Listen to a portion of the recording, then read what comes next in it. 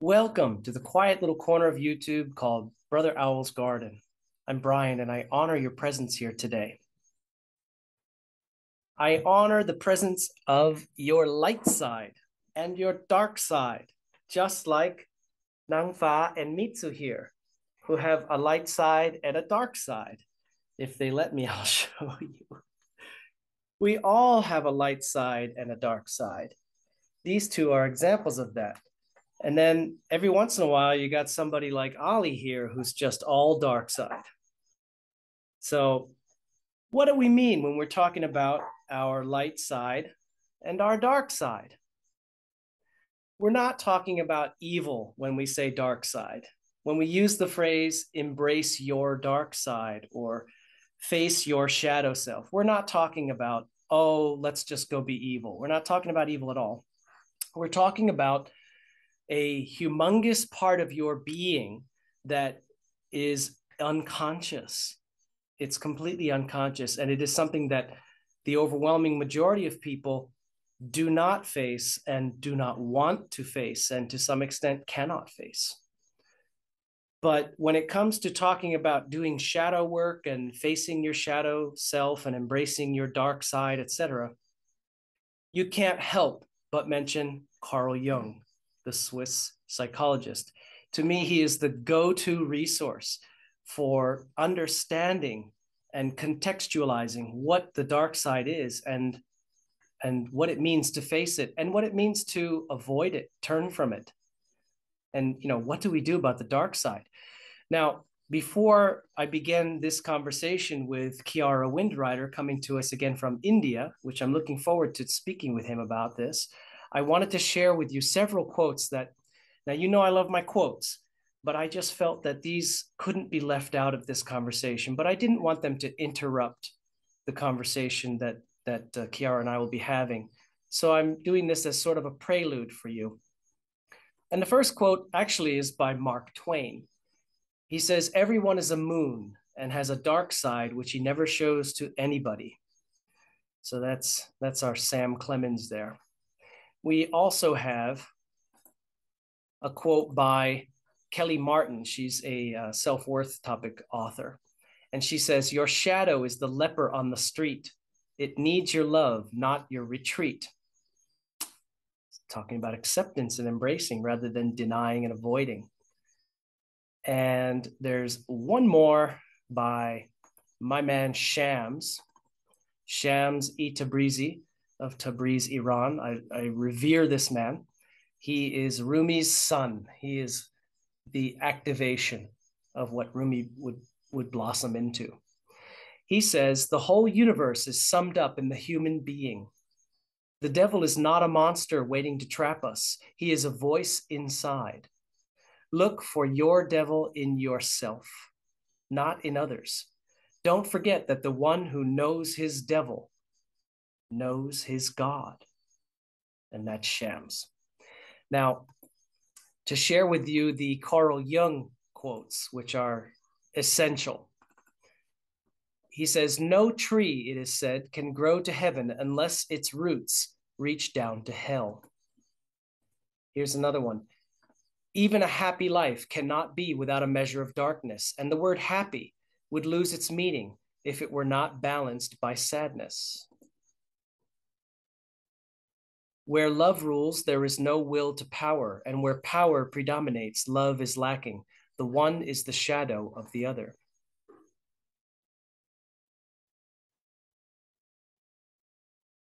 We cannot change anything unless we accept it. I don't aspire to be a good man. I aspire to be a whole man. Wholeness is not achieved by cutting off a portion of one's being, but by integration of the contraries. How can I be substantial if I do not cast a shadow? I must have a dark side also if I am to be whole. The most terrifying thing is to accept oneself completely. People will do anything, no matter how absurd, to avoid facing their own souls. One does not become enlightened by imagining figures of light, but by making the darkness conscious. There is no coming to consciousness without pain. Knowing your own darkness is the best method for dealing with the darkness of other people. In each of us, there is another whom we do not know. Of course, it's speaking about the unconscious. And here's the classic.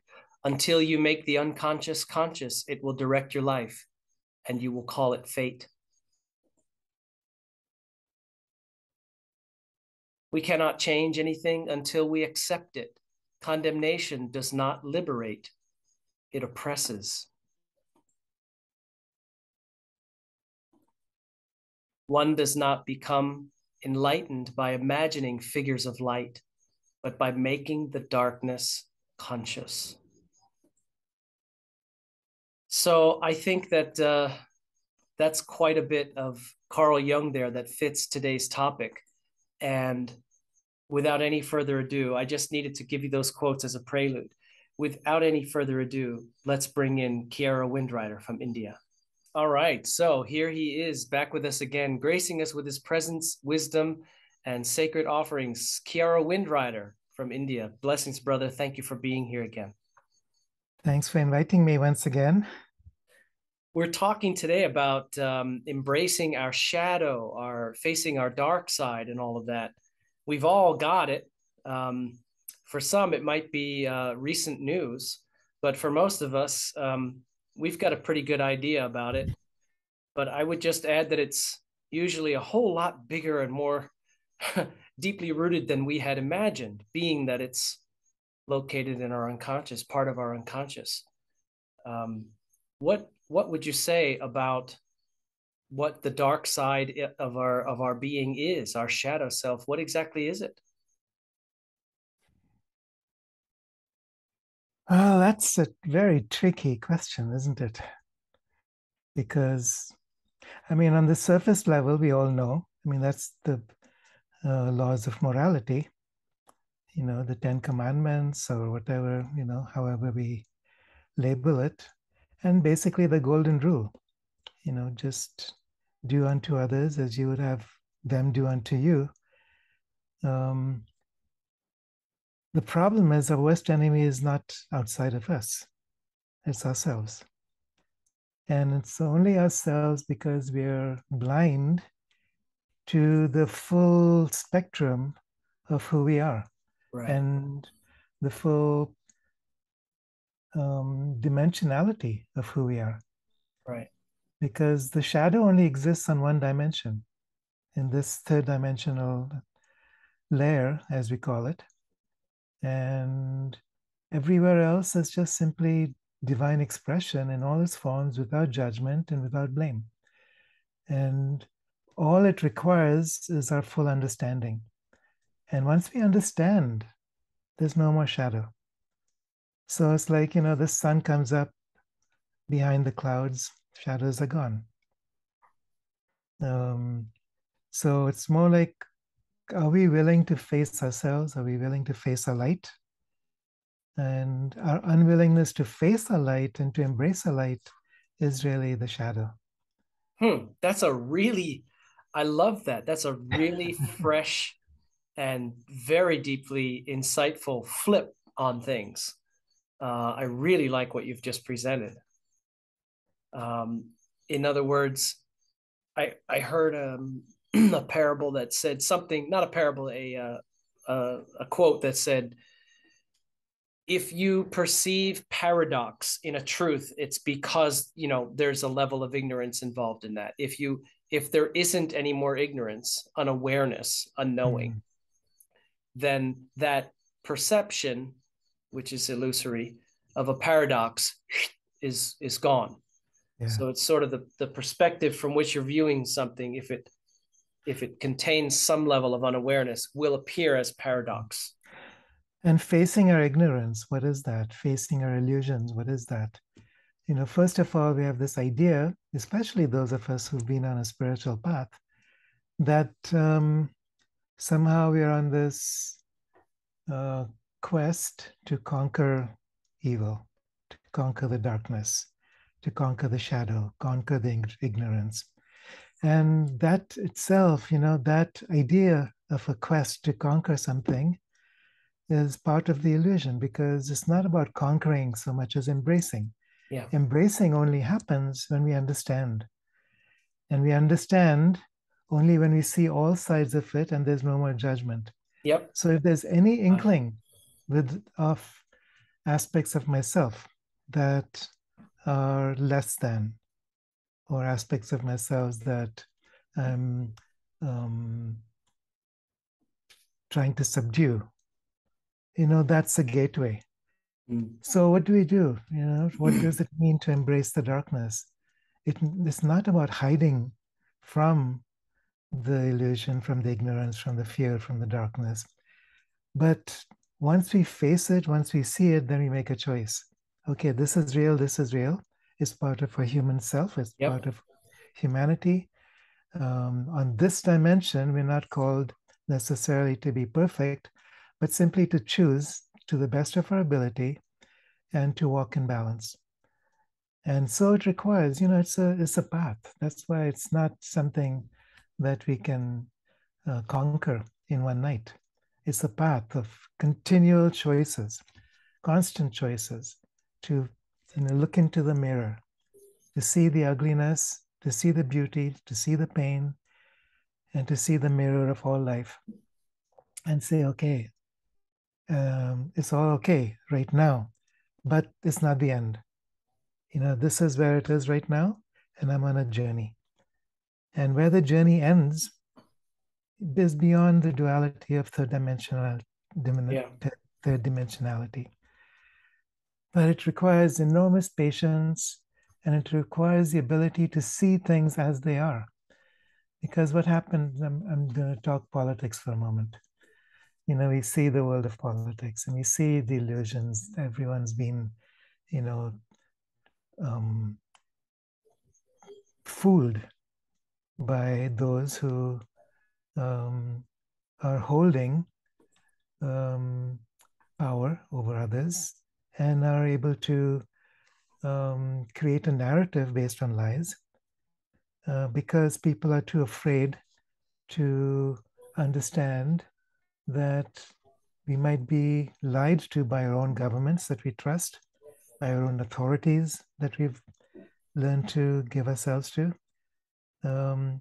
So that's one level of it, external authority. How do we confront the lies, the deception, the deceit, the control dramas? Yeah. And then once we learn to see that, it's somehow easier maybe to see it in another. Right. Then can we see it in ourselves? Right. I see that I'm doing the same thing, maybe in little ways, maybe not so grand political dramas, but I'm doing that with my brother, with my friend, with my lover, with my family. I'm doing that with my quest for spiritual integrity. I'm doing that with my fear of not having enough, my needs for security and having more because I don't trust that there's a flow to life where everything is provided. So all these aspects of ourselves where we have learned to mistrust the flow of the universe is our shadow. And so as we face it, it's like a two-edged sword. We are, holding that sword out to the world and say, I'm looking for truth. But the other edge is ourselves. The perception of truth starts with our own understanding of who we are. And yes, we can talk about different levels of reality. There's the ultimate reality, infinite consciousness, universal being. On that level, there's no dark and light. It's all simply is. It's simply an expression of the creativity, the creative forces that are here on this earth. And on that level, there's no darkness at all. Because all choices are complete already. But that's beyond time, beyond space. That's not where we are as humans. And if we can access that aspect of us, if we can hold on to infinite consciousness while remaining in the flow of this human drama, then we have the ability to face and confront our shadows and to unveil. It's not about slaying the dragons, it's about simply unveiling and seeing the truth, and then just, forgiving ourselves for this, great illusion that we've allowed ourselves to land into. And we're never going to be free of that. I mean, never going to be free of the shadow until we have personally or collectively moved past this age of duality. Until then, all right, let's embrace it to the extent we can. And let's see ourselves, and then let's hold up the mirror to each other. If we can Well, learn we're to all trust divine each other, mirrors, and that's we're all divine mirrors. yeah. You know, Yeah. I mentioned several quotes that I wanted to include in the introduction to the video, but there was one Mm. more that now you just made this one very prominent. Carl Jung again. The greatest Mm. and most important problems of life are all fundamentally insoluble. They can never be solved, but only outgrown. And I Mm. think that flows with what you're saying, where it's not to be conquered, and that whole, striving, conquering, defeat, fight, overcome Mm. a lot of problems. And this is a good lesson in acceptance. Uh, you're not going to beat them. You're not going to triumph over them. You're not going to conquer them. But in due time, you will outgrow them. Yes. And as you say, Kiara, we're here doing that. And meanwhile, we have this wonderful gift that we are given that some people refer to as karma, which is like, there's the law of consequences. So if I'm too unwilling to see the truth about myself, then I'm going to be given a mirror that gets harsher and harsher the more I'm unwilling to face my own Yeah, shadow. there's Pema Chodron. Until you learn the lesson, it will keep coming back. Yeah, yeah, It's just gonna keep cycling back in the rotation until you're ready to get it. yeah. And when you've gotten it, then it doesn't need, you've passed that course. Um, and it seems to me, Kiara, that when there is an adequate level of unawareness, Mm. ignorance meaning unawareness within us, then we start doing a whole lot of projecting onto others our own darkness, our own disdain and disgust of our own darkness. Yeah. And I am not criticizing religion here, and I'm not criticizing a specific religion, but an Mm. example that makes a lot of sense to me is the word jihad.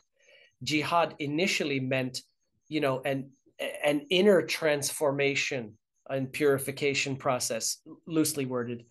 But Mm-hmm. then, as consciousness, awareness, and everything sort of descended from that level, it became a projection onto others who don't think like me, don't share my beliefs, don't have my same theology, whatever you want to call it.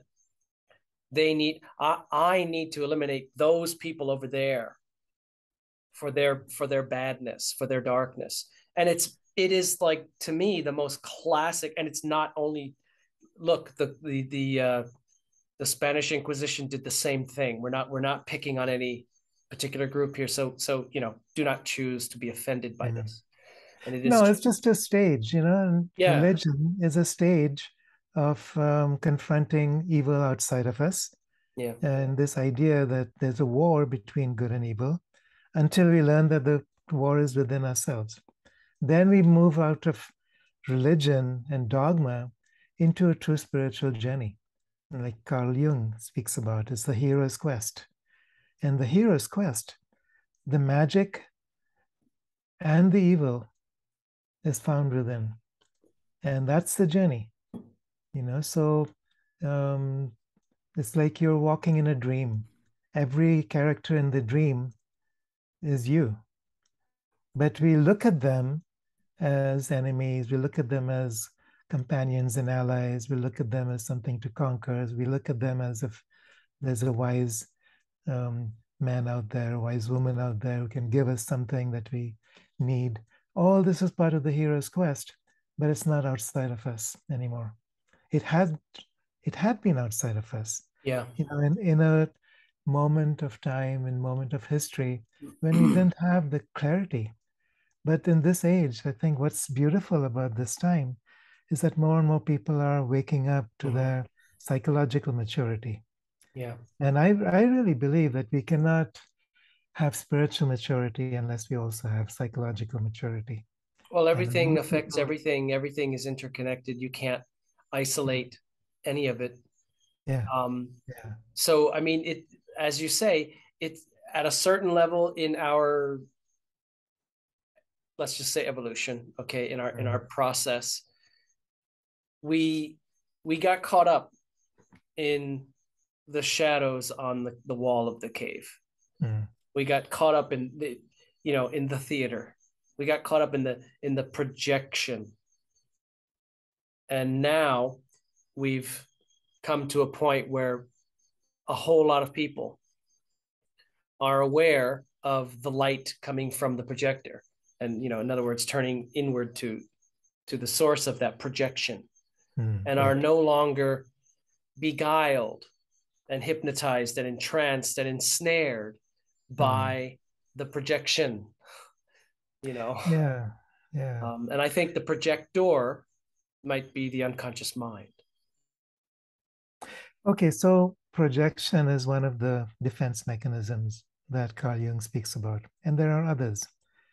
So there's also denial, there's suppression. Um, well, denial is basically, it may be clear to everybody else, but it's not clear to me because I have this Blind idea spot. that I'm right. It's a blind spot. Yeah. And it's like being right and wrong is more important than seeing the truth.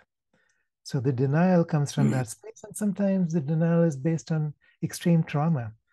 If there's been enough trauma in my past from other people or circumstances, then it's like I don't want to get close to the pain Yeah. again. So I'm going to push it down. I'm going to suppress it. I'm going to deny the shadow because it's too painful. And I Yeah. think pain is really the key to projection, to denial, to suppression, to all the defense mechanisms until we learn to embrace pain. You're And totally that's, right. And Carl Jung again, nothing comes to consciousness without pain. yeah, I had a yeah, dear friend, almost like I would say vehemently disagree with me. Excuse me, mm, disagree with that quote when I referred to it once. mm, And I just said, I don't know what course you're on, but pain is a tremendously effective teacher, and we take pain very seriously. We don't blow off pain. We yeah, take pain very yeah, seriously when it knocks at the door, you right, know. right. Well, let's make a distinction also between pain and suffering. Sure. So Buddha said there is suffering in life, but what creates the suffering? It's a denial of our own pain. Yeah, resistance of some So kind. it's a resistance to Yeah. Or truth. unawareness or both. Yeah. So there doesn't need to be suffering. As soon as we are able to confront the pain Mhm. and just let it be, experience it, face it, it doesn't mean it's going to be easy. Yeah, Um, my friend Glenn Rotman is a professional hypnotherapist. I did an episode with him several months ago, where the most prominent thing that he said in the whole interview, I've never forgotten it, is he he he helps people to deal with their addictions and afflictions. mm, And he said, the one most profound and obvious commonality between all the people that have received therapy from him and everything, they are unable to sit with their pain. yeah, yeah. Well, I want to share a story Sure. regarding that because I think if it's too mental, there's not much, people need something to relate to Mm. that speaks to them directly. Mm. So I had a friend, a very, very close friend that I met in Mount Shasta when I first moved there. And, um, we met, we were both visiting. We were right next door to each other at um, where both of us had been house sitting for someone. And we got to know each other and, it was a beautiful connection and we ended up as partners for many years. I found out later that about a year before we met, she had been doing a 40-day healing retreat on top of the mountain. And it was a very powerful event. And at the end of that, there were 5 of them in a car driving down the hill. And for some reason, the car went off the road, hit a tree, everyone was thrown out. My friend, Patricia, was hovering between life and death. And she met this policeman who came to her and said, lady, do you want to live or die? Strange question for a policeman to be asking. He was there by himself, nobody else, no ambulances, nothing. And she said, well, I'm ready to go. But if there's something for me to do, I'm ready to stay. And he said, okay, so be it. He disappeared. Later, she found herself, airlifted to hospital in Sacramento. She was in hospital with 7 breaks in her spine. The doctors told her she would never walk again. They said that she'd have to stay in the hospital at least 6 months for just to be stabilized, to get the required surgeries, and there was no guarantee that she'd ever walk again. While she was there, this male nurse showed up. He would sit with her every day. He would only talk about God. And there was so much joy in his presence that within 2 weeks, she was completely healed. There was no trace of having been injured. She walked out of that hospital 2 weeks, and her entire body was tanned from the magnitude of the healing light. And later, she found out who this person was. He was an ascended master. But while she was in the hospital, those 2 weeks she was there, the insurance people came, as always, and they offered to provide compensation for what she had suffered. And so, there was something, compensation for this and that, and pain and loss and suffering. And she said, no, I can't fill this out. There was no pain, there's no suffering. There's only joy. And here's this woman who is severely injured, spine broken in 7 places, in and out of her body, not knowing if she would survive, not knowing if she'd ever walk, in total joy. And she said later, that if I'd signed those papers, I wouldn't be in the same place I'm in. It's because she knew that reality of joy, of going beyond the illusion of outer suffering or pain, was so much greater in the presence of this master that, it just soaked into every cell of her being. And this because, she was that kind of person. She attracted that kind of experience. Kiara, can I respond with 2 points? Yeah. When you were telling me about the insurance form thing, I got a hit, I got a download, whatever you want to call it. That would have, and I think you said this in your own words already, but as you said that, I envisioned her hand with the pen, and had she signed it, it would have been her free will choice. It would have been to make that real.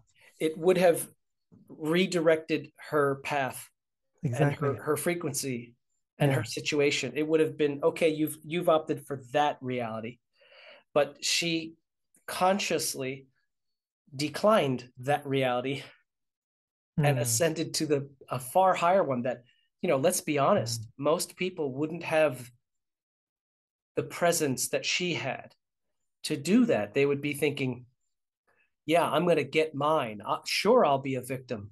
Look at what I get to be a victim. Yeah, I'll be a victim. Right. And then I get that money. And I'm not telling people, not, you know, we're not doing legal counseling here, but you know, I just intuited that had she signed, she would have willed a completely different and much lower reality. And I bet you that you and I will agree that whatever money she got would have not blessed her life the way that some people would think, and it would probably be gone before she knew it. The second thing is, I'll just ask one quick question. Babaji? I'm not going to respond to that. Okay, you don't need to. And I sensed that for some reason you were, okay, no, not necessary. Yeah. Okay. No, because yes, he's part of it, but there's more. I mean, this would be oversimplifying it. Yeah, but he's part of it, and we did end up meeting him in the Himalayas, and that's another whole story. Okay. But what beautiful stories you share, and there's another one right there. I'll tell you something about me. It's not connected in any way to the essence of the story that you've just shared, but speaking from life experiences, you know, our own personal experiences.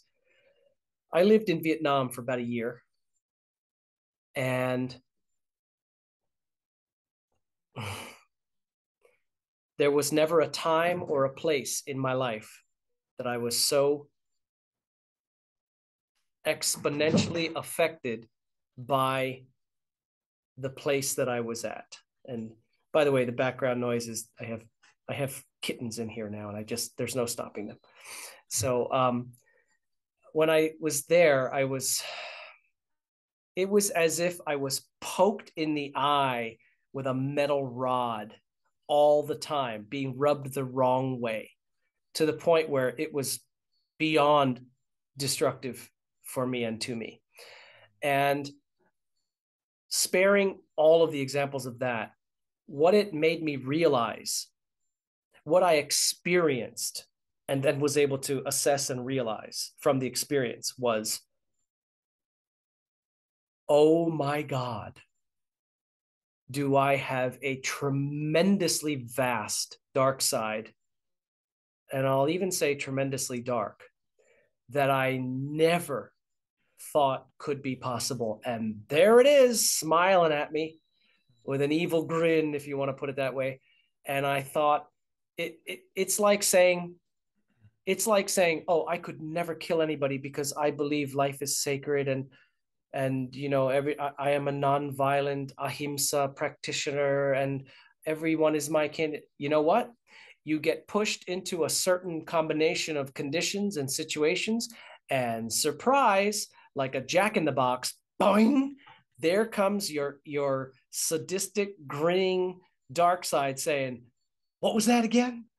It's kind of like the Joker. Yeah, exactly. Or you know, the Mask, except I don't want to put the dark side with evil, but it's not pleasant. And it was a side of me that I literally thought couldn't possibly be there, and wham. And so in retrospect, because it was very hard in real time, I am thankful for the agony and the excruciating frustration and all of that I was subjected to, and then sort of probably stirred it up worse with my inability to respond at a high enough frequency at that point in my life. Right. I probably augmented it, magnified it, amplified it, got the lesson real. Yeah, what a beautiful lesson that was. Yeah, and but it wasn't fun then. I think this is true for all of us. Yeah. That to the extent that we are triggered, yeah, and react to a situation, rather than simply respond. Respond requires choice. Right. Reaction comes from the sense of victimization or entitlement, threat, or persecution or threat. It comes basically from fear. And response comes from love. It comes from knowing that you can trust the universe, even if what's the worst thing that can happen? Your physical body dies. I mean, this is saying a lot. But the choice we're given between living in a world of victimization, where we see everything around us as a threat, to be somehow attacked, overcome. Well, overcome is different from attacked. But you live in constant paranoia of what the world could do to you, or what someone else outside of you can take away from you. Yeah. Um, that's not a way to live if we are on a path of choice. Yeah.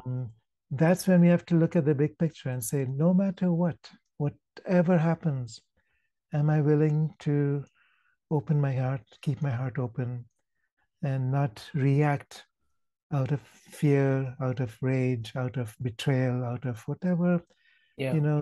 the conditioning has been. Yeah. And then what? It's not a perfect world. It's a constant, like you talked about Vietnam and the learning it provided. For every single one of us just being on this planet right now, there's hundreds of crocodiles around us. Yeah. Whatever framework we put that in. For me, I put that in a framework where I see it as a struggle between the so-called deep state, who is a elitist group of people who are completely heartless, whose agenda and goal is to dominate and control Yeah. and We, basically, Kiara, I always say of that general kind of thing, yeah, anyone or anything that would attempt to override, usurp, or suppress your sovereignty of free will right. is not of the light, to say the No, least. no. So And we're given there's your litmus. exactly, and we're all given choices every moment. So I'm listening to the news, and my immediate reaction would be hatred. It's like, Yeah. for God's sake, how long will these guys continue doing what they're doing? Yeah. And then the next um, choice is making a true choice. It's like, okay, that's a reactive choice, but a true choice is acknowledging that even these people are part of the human family. Despite all the pain that's led to all this evil, they're still they're still here on invitation. They're still here because Mother Earth has called them here. And she obviously has much more compassion than I do because she's holding them here, keeping them here. I want to inject some levity for that, though. Mm. Yeshua said, "Love you one another as I have loved you," but Mm. he didn't say anything about liking. Right, He didn't say like everybody now. right, Okay, he didn't say that. So right. caveat. No, no. Some people you can't like. You're not going to like. Let's just conclude it with that. You're not going to like, and some you may to some extent hate. And then you need to check yourself. But again, as we said in the earlier part of the conversation, without the judgment, condemnation, and self-shaming and all that, okay, oh, I hate such and such. I hate so and so. Yeah. Okay, don't immediately say, oh no, I don't hate because I'm so benevolent. And okay, just say, Mm. where's that coming from? What button in me did that push? Right. Confucius said, if you hate a man, examine yourself. Anything that you despise in another, turn and look Mm. into yourself. what Yeah. what got lit up in you that was triggered by what you're seeing in them? In other words, what part of your shadow do you see in them Mm. Yeah. that's got you Yeah. tied up in knots? And That's actually what. the worst of it, Brian, is that the more we open our hearts, the more we risk not liking ourselves. We You're see going to have to through expound on that for me. well, I'm in a phase right now where I've been spending enormous time by myself. I haven't been really talking with people, um, relating to the world around me, and it's a very introspective time. Right. Sitting in my mother's home. She died a few months ago. Right. I'm thinking about her. I'm thinking about my father. Memories are everywhere. everywhere in the house. And I look back at all the times in my life when I was um, ashamed of them in some way or irritated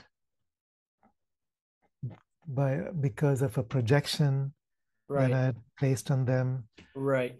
Um, and now it's like I look at myself here, allow myself to just open my heart. Often there's tears, and I find myself in places at times where I absolutely don't like myself Mm. for my behaviors in the past. And that's the great challenge, to embrace that aspect of myself, which, you know, 20 years ago, I was a different person. I was on a different path of growth.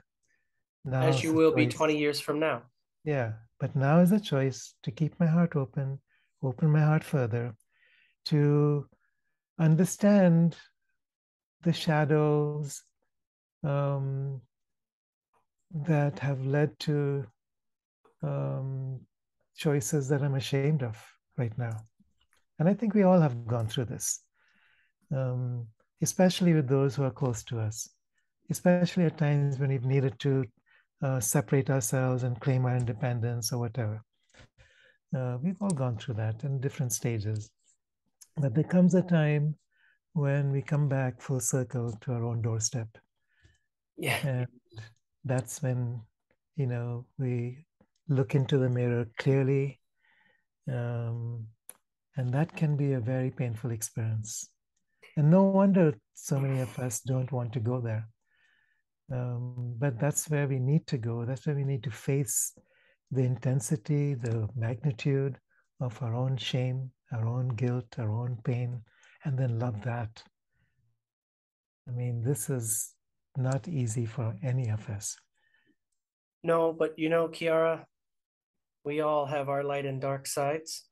Mm, yeah. And you reminded me of verse 2 in the Gospel of Thomas. Jesus said, "He who seeks, let him not cease seeking until he finds. And when he finds, he will be troubled. And when he is troubled, he will be amazed, and he will Mm, reign over the all." So beautiful. I think it's talking about transformation, transfiguration Mm, of the consciousness yeah. of your being. And so at this point in your life, I'm both of my parents are alive as we record this, and I will never say to you, "I know how you feel." I don't make that mistake. And I will also not say, "Well, when that is the experience I'm having that you're speaking of, I'm sure I'll react this way and respond that way." I don't know. Mm. And you don't know until you're there. No. But you will come out Mm, of this better and clearer and brighter and more loving. Grief is the garden of compassion, says Rumi. And, you know, I'll share with you, since I'm dropping quotes left and right today, I'll share you one of my own. Forgive everyone relentlessly. Begin with yourself. yeah. Beautiful. And then at the end of that, you realize that forgiveness was actually never necessary after the fact, after that realization is reached. But while you're at that point, it's quite cathartic and practical and transformative. It's only after you get off the end of, after you get out of the bungee jump that you knew you didn't need to be afraid at the top in the first place, but only after you did it. It's kind of like that. And Yeah. so um, I can't speak for your parents, but I'm willing to bet you that they don't hold anything against you. They understand. Understanding Absolutely. replaces Absolutely. forgiveness in the mind of Yeah. the master. You Absolutely. know, I mean, my parents are incredibly beautiful people. I speak absolutely, in the present tense because they're not yeah. gone. And In how fact, couldn't they be? Look at you. yeah. How could Mm, the two from whence you sprung not be? Look at you. mm. They did some things right. And, and that's true for all of us. We're here. We survived. We Yeah. made it.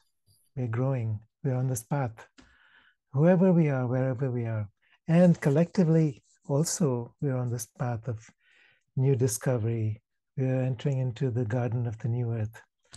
And, this is an event we've waited for so long. And this is the edge. We're in that transition zone. Kiara, how does one come to, let's say, come to a place of peace with their shadow self?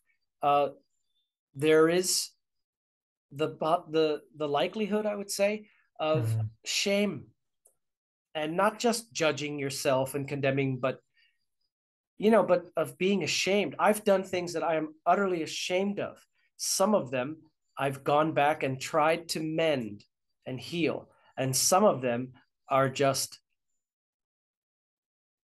it, bigger than you can face right now. And how I wish I could go back in time and undo that. How I wish I knew then what I know now.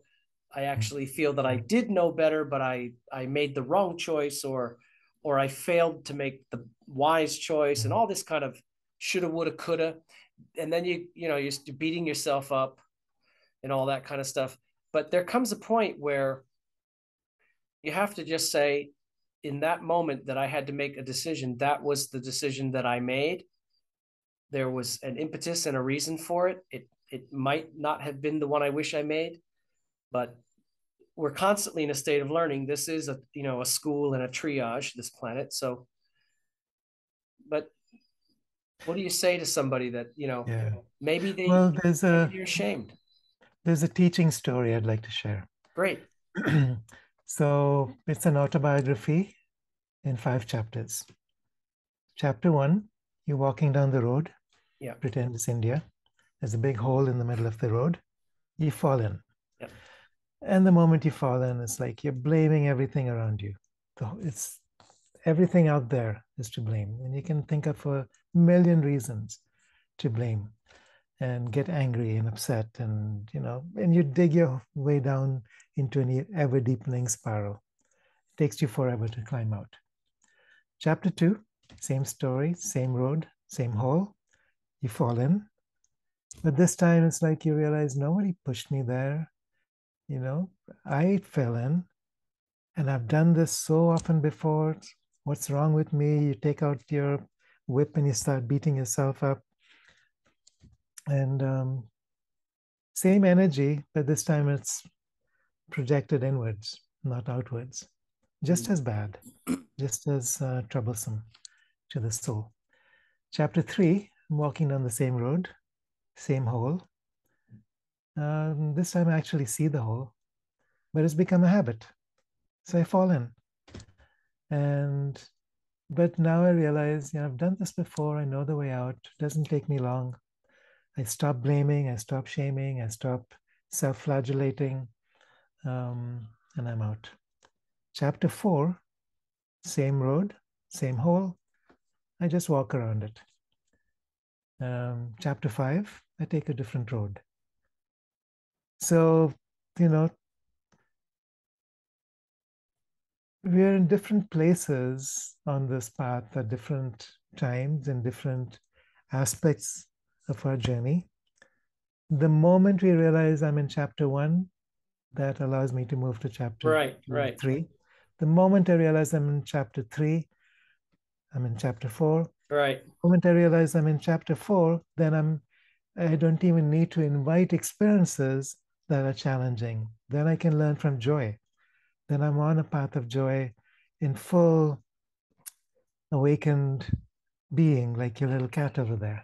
Well, Ali has a question. He would like to know, is there a chapter 6 where you go back and fill the hole for somebody else to not fall in? There you or go. Is that... There you go. Yeah, so I think this is, it starts with not blaming and not shaming, not feeling guilty. Yeah. And sometimes it takes forever to get to that place. We keep digging our hole deeper and deeper and deeper until we learn that. And most often we can't learn that by ourselves. We learn someone else in our space who's compassionate enough to hold us in the light and say, hey, look, you're okay. I've been through this too. I'll never forget one day I was out in my driveway. This was when I had a business that I was running, and I was out in my driveway. I believe I was washing my car or something like that. and a neighbor came by, and I was cranky. I was not having a good day. I was crusty, salty, grumpy, all those words. Not a good day for me. And she came by walking her dog, and she says, "Hey, Brian, how you doing?" And I said, "You know what? Not doing well at all. Blah, blah, blah. This is crap. This is, I'm getting hammered by this stressful stuff." And she just looked at me and said, "Brian, you are responsible for your own happiness." And then she smiled and walked away. And my immediate, the honest, knee-jerk reaction was, "Well, aren't you smarmy? Isn't that a nice thing to say, to sound, wise, and then walk away coldly?" And then I thought, no, there's the ego trying to shirk responsibility and shun taking ownership of my own choices, of my own choices and free will in life. The ego intellect, well, actually, pride. No, these things are awful, and they're happening to me, and don't get in the way of that. You're not feeling sorry enough for me. Like the movie Cat, feel sorrier for me. So there's even more than pride. There's something that's even more devious, and that's self-pity. Yeah. It's an I was identity. wallowing in it, and I was having a nice time splashing around, and she came along and wrecked my little party by saying that. And you know what, Patty, I thank you. I thank her for that. I've never forgotten that, not to use a jaded phrase, but that Zen moment, that aha moment of, and I think that she actually got that from Abraham Hicks. But it doesn't matter where anybody got anything, just that it resonated as true to your being. And as soon as she said that to me, I was found out to myself. I couldn't pull it off anymore. I couldn't continue wallowing around. I'm not going to tell you that suddenly I was very happy and giddy. I wasn't. I was under a lot of stress from a lot of things that were upsetting me, but I realized, so look what you've been doing about it. And how's that working out for you, as they say? So, you are responsible for your own happiness. There's a beautiful Ojibwe saying, one of the Native American tribes. It goes, sometimes we go about pitying ourselves when all the time we're being carried on great big winds across the sky. And it's like, we're being held, we're being carried. We don't see it, we can't see it, because we're so locked into this vision of self-pity. All we see is this narrow, closed-in image. Ourselves. That's quite similar to, that story, the footprints, two sets of footprints through the sand. One is Jesus and you. And, what about the part where I saw only one? Why did you leave me? I didn't leave you, my child. It was then that I carried you. We've all seen it so many times, but it's quite beautiful, actually. And what happens when you're carried? It's like you have lost your ability to defend yourself or defend your heart. That's when you surrender. That's when you open. I would use the word, when you're carried, you have surrendered to, you have surrendered the fighting against it. And embraced that you needed help, and it is there for you. When we enter the dark night of the soul, we're not alone. Sure feels like it. And sometimes we need to get to that place where we have reached the end of our rope. But we don't always have to. It doesn't mean that,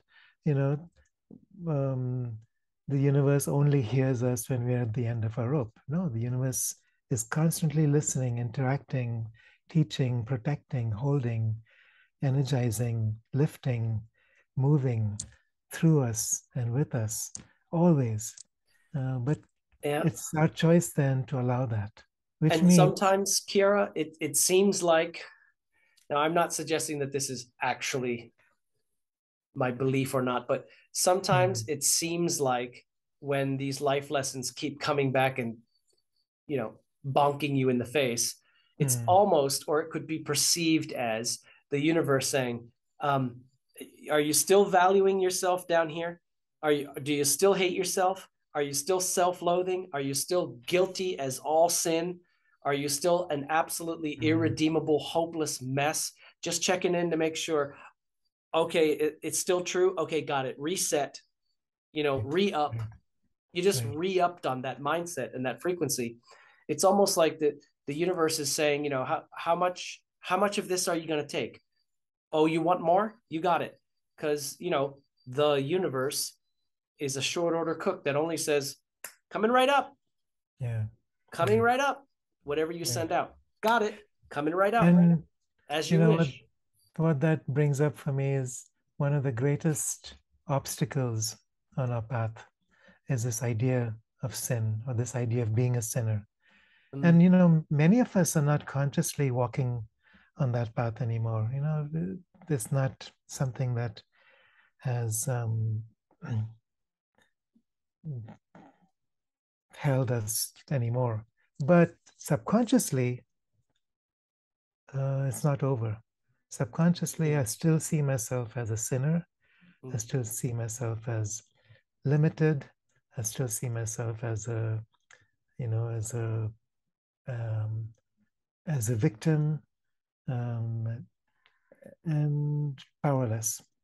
And as long as I'm seeing myself as that subconsciously, I'm not going to be able to claim my sovereignty, my power, my mm. beauty, my joy, my divinity, my freedom, Yeah, my I, love. I understand what you mean. And when the conscious and the subconscious are pitted against each other, you Mm, can be sure that the unconscious wins every time.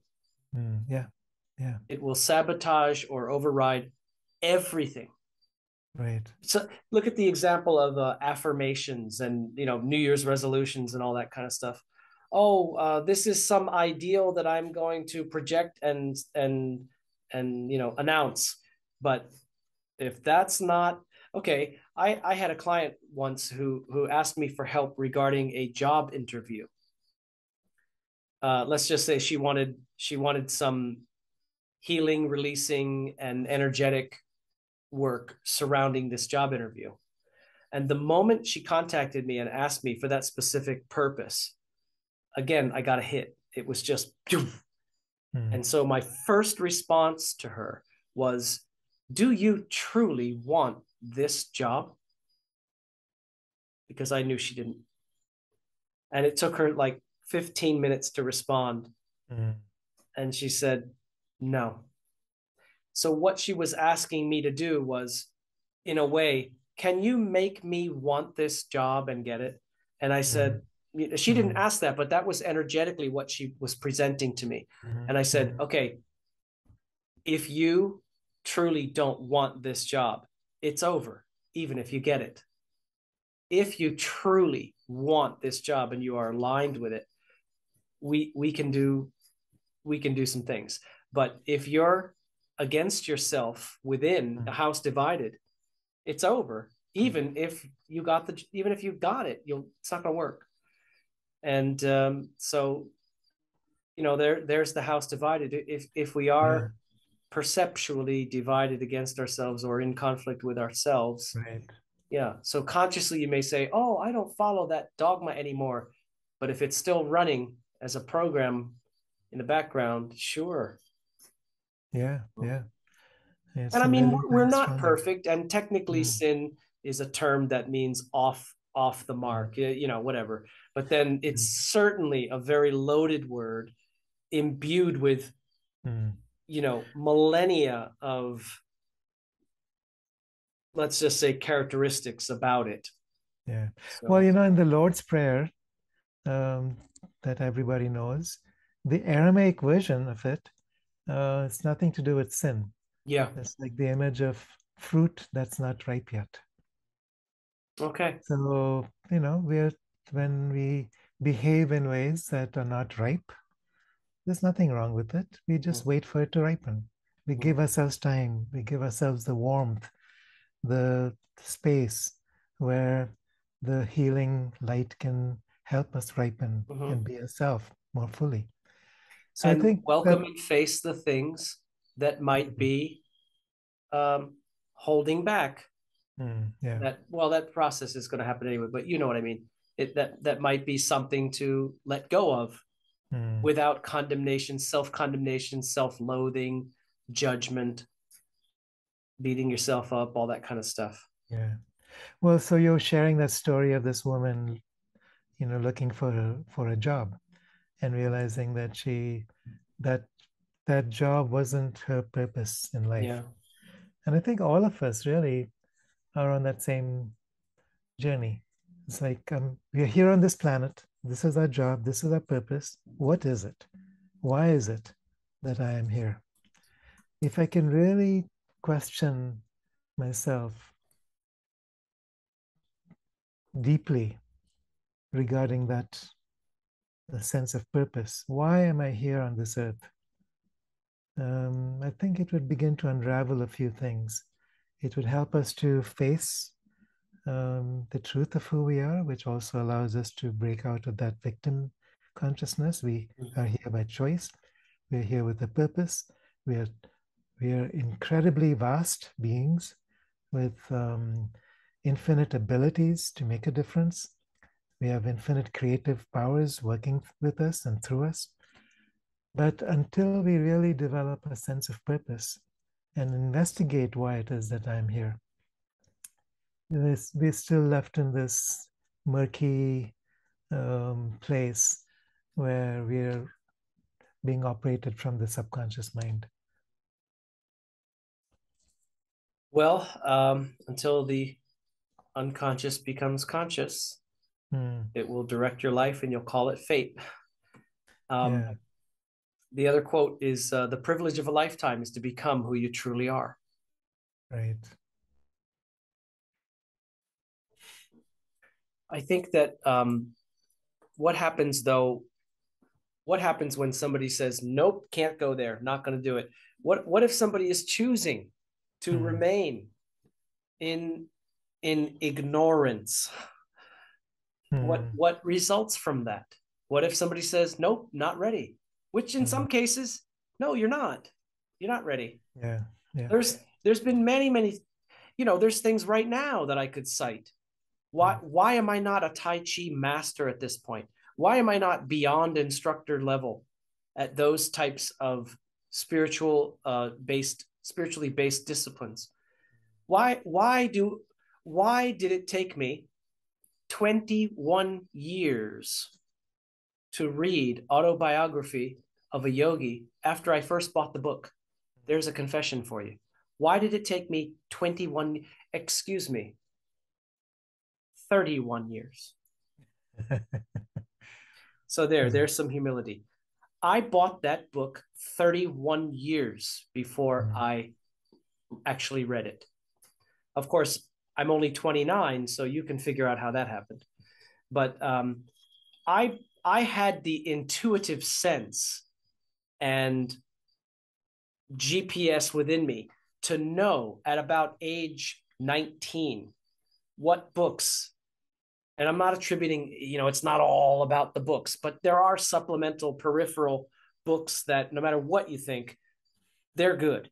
They're the spiritual classic canon, and I bought them between the ages of 18, 19, 20, let's say 18 to 25. And I've still got them. Of course, they're in another country, somewhere. In storage.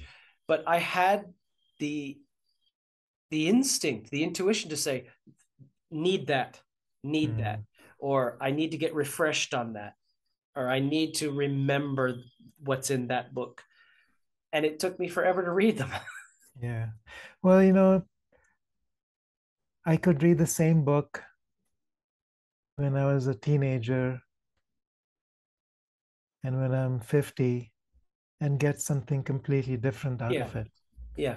So it's like every step along the way, we're given what we need and only what we need. Yeah. because we can't, we're going through our own psychological growth Yeah, process, um, and our own developmental growth sure. process. So you Well, can't jump. as they say, you can't step in the same river twice Yeah, because it's not the same river and it's not the same right. you. And that's where compassion comes in. Um, Compassion and compassion for myself along the way. So, it's taken me what, 50 years to get to where I can truly be humble enough to acknowledge that I'm Yeah. not perfect. As a teenager, I was under the illusion that I knew everything there was to know. And why isn't everyone else around me waking up? So, Well, Kiara, I can tell you this. I know all your faults, and if I mm, had any, you would have known mine. mm, That's a Honeymooners quote from Jackie Gleason. I want to tell you this. I think that there's nothing but beauty in you, from what I know of you personally. And I mean, I'm just speaking this off the cuff. There's nothing but beauty and light in you, and love and compassion, and that includes your dark side, because that is some sort of a counterbalance. Because as we've alluded to in so many different ways and with different examples and stories, mm, this mm, is not about fighting within yeah, yourself. This is not about conquering anything or destroying or defeating anything. It's about having the courage, which is a word maybe we didn't use yet, the mm, courage to turn around and face the shadow that's constantly mm, following you, which is, yeah, the part of yourself that is, the dark side of the moon. You don't want to look at it because it's not generally fun, and you might be literally ashamed of it. But mm, you know what? Face it, see it for what it is, mm, without it doesn't mean restrain yourself from judging, but observe it and take it in, literally without judgment or condemnation. Don't evaluate it. And I would like to add, thank it. Thank it, because it's a messenger. yes, It's an yes, entire facet of you that, as you can't help but refer to Jung, as Jung said, uh, will lead to your reclamation and attainment of wholeness, mm, completeness. exactly. This reminds me of a movie I watched many, many years ago called The Dark Crystal. And I in don't this know it. movie, just to summarize it, there's two tribes, the mystics, who are these um, very slow moving, old, um, very compassionate, but powerless to really do what they came here to do.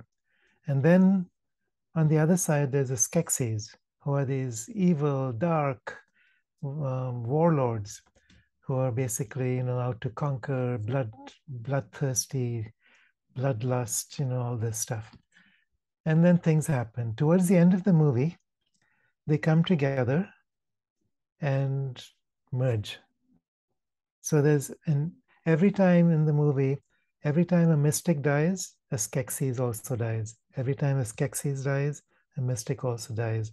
The numbers have to be always equal, Balance. balanced. And then at the end, they come together, they become one.